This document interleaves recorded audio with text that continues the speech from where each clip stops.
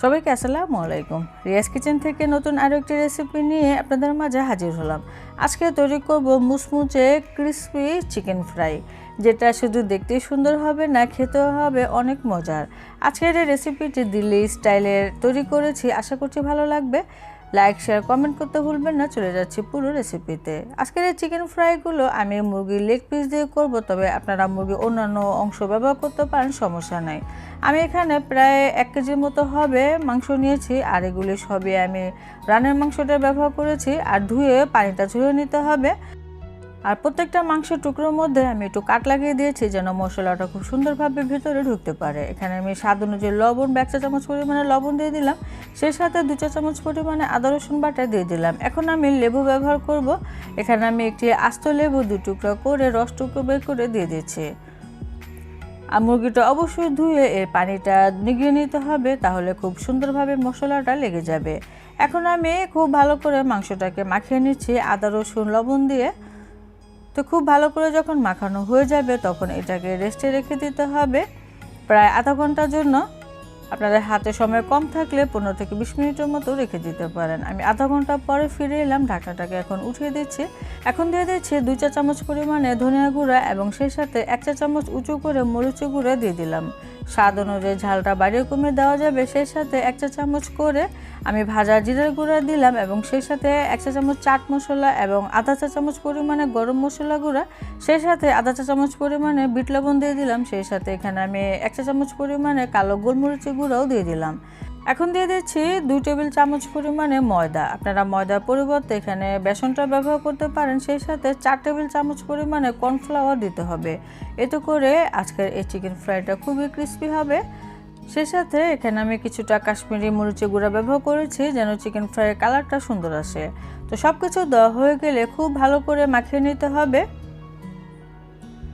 তো মশলাটা এরকম মাংসের গায়ে গায়ে কোট হয়ে যাবে। এখানে কোনো প্রকার পানি কিন্তু আমি ব্যবহার করিনি, পানিটা খুব সুন্দরভাবে ঝরিয়ে ব্যবহার করতে হবে। এখন এখানে আমি 2 টেবিল চামচ পরিমাণে টক দই দিয়ে দিলাম। টক দইয়ের পানিটা অবশ্যই ফেলে দিয়ে তারপরে ব্যবহার করতে হবে। এখানে স্বাদ অনুযায়ী একটু বিট লবণ ব্যবহার করেছি, কম মনে হয়েছিল। সেই সাথে সামান্য একটু অরেঞ্জ ফুড কালার ব্যবহার করেছি, যেন এই চিকেন ফ্রাইয়ের কালারটা অনেক সুন্দর আসে।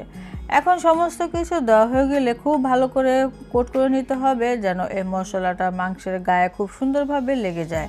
সেজন্য অবশ্যই একটু সময় নিয়ে এই মাংসটাকে মাখিয়ে নিতে হবে। তারপরে এই মাংসটা ভেজে নেওয়ার পালা। আচ্ছা, চুলায় পরিমাণ মতো তেল দিতে হবে, মানে এই মাংসগুলো অবশ্যই ডুবো তেলেই ভাজতে হবে। তেলটা যখন ভালো করে গরম হয়ে যাবে, তখন আমি সেই মাংস ছেড়ে দিচ্ছি। মাংসগুলো যখন আমি তেলে দিব, ওই মুহূর্তে চুলার জালটা একেবারে বাড়ানো ছিল। তো তারপরে 1 মিনিট করে ভেজে নেব। আমি এক সাইড 1 মিনিট করে ভাজার পরে আমি উল্টিয়ে দিচ্ছি। তারপরে চুলাটাকে কমিয়ে দিতে হবে। কমিয়ে রাখার পরে 5 থেকে 6 মিনিটের মতো একটু ভেজে নিতে হবে, যেন ভেতরটা একটু কুক হতে পারে। তো এভাবে করে এই মাংসগুলোকে ভেজে নিতে হবে। প্রথমে হাই ফ্লেম থাকবে, তারপরে একটু লো হবে। তো চিকেনটা আমি ভেজে নিয়েছি, কালারটাও সুন্দর এসে গিয়েছে। এখন আমি নামিয়ে নেব। বাকি যে চিকেনগুলো রয়ে গিয়েছে সেটাও আমি ঠিক একইভাবে ভেজে নেব। আচ্ছা, আজকের এই চিকেনগুলো অনেক বেশি মুচমুচে করার জন্য এগুলোকে ডাবল ফ্রাই করে নেব। প্রথমে এগুলোকে পুরোপুরিভাবে ঠান্ডা করে নিতে হবে, তারপরে আবারও তেলটা গরম করে এই চিকেনগুলো পুনরায় ভেজে নিতে হবে। তাহলে এই ক্রিস্পি হবে এই চিকেন ফ্রাইগুলো। আপনারা অবশ্যই তৈরি করবেন, আমি আশা করছি নিরাশ হবেন না, খেতে ভীষণ মজা লাগবে। তো এভাবে করে আসলে তৈরি করে দিল্লি স্টাইলে আজকে চিকেন ফ্রাই তৈরি করেছি। আশা করছি আপনারাও যদি তৈরি করেন খুবই পছন্দ হবে। তো এখন আমি উঠিয়ে নিচ্ছি। তো কয়েক মিনিটের মতো ভেজে নিলে হয়ে যাবে, অতিরিক্ত ভাজার দরকার নেই, তা না হলে কিন্তু আবার এই চিকেন ফ্রাইগুলো মুচমুচের জায়গায় শক্ত হয়ে যাবে। তো হালকা করে ভেজে নিলে হয়ে যাবে। এখন আমি নামিয়ে নিচ্ছি, বাকিগুলো ঠিক একইভাবে ভেজে নিব। আপনারা চাইলে চিকেন ফ্রাইগুলো ভাজার পরে চাট মশলা দিয়ে একটু মাখিয়ে নিতে পারেন। আমি তো টমেটো সসের সাথে পরিবেশন করেছিলাম, খেতে অনেক মজার হয়েছিল। আচ্ছা, এখন একটি চিকেন আমি একটু ভেঙে শেয়ার করছি ভেতরটা কেমন হয়েছে।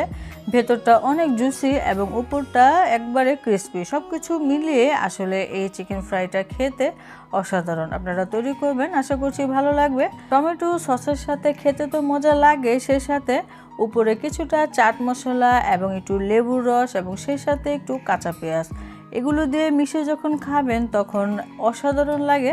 যখন খাবেন তখনই বুঝতে পারবেন। আজকের মতো বিদায় নিচ্ছি, আল্লাহ হাফেজ।